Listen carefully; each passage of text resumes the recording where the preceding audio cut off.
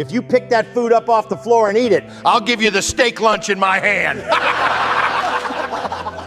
The girl stood there, trembling. A few seconds passed. Slowly, she lowered her head and reached toward the food on the ground.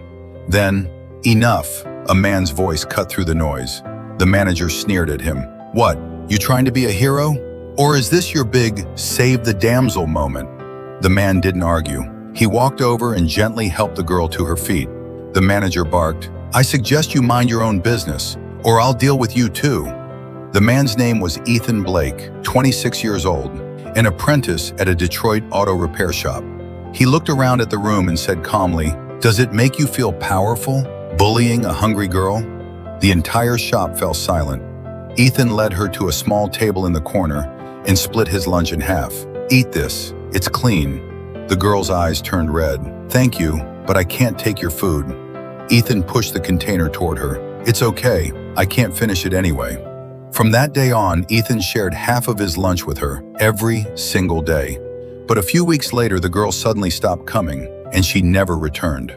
3 years later, business at the shop declined. Ethan was laid off.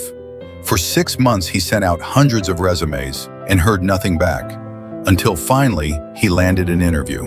But the moment he walked into the conference room, one interviewer glanced at his resume and scoffed. You really think you're qualified to apply for an executive assistant position? You think putting on an old suit makes unemployment look respectable? A few people around the table chuckled.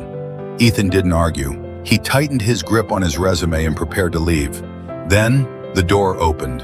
A woman in a sharp, tailored suit walked in. She looked at Ethan and suddenly froze. Ethan? Is it really you? Ethan nodded awkwardly.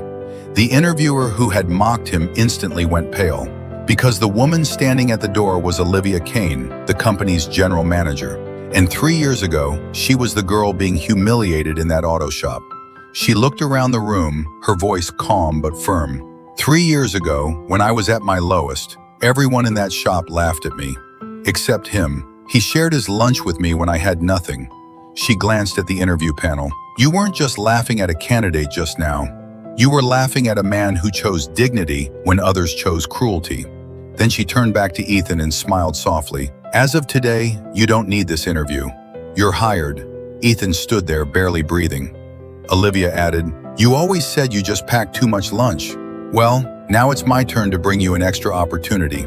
Some acts of kindness don't shine immediately, but one day, when your world feels darkest, they come back and light the way. If you believe kindness always echoes back, comment, Kindness has an echo.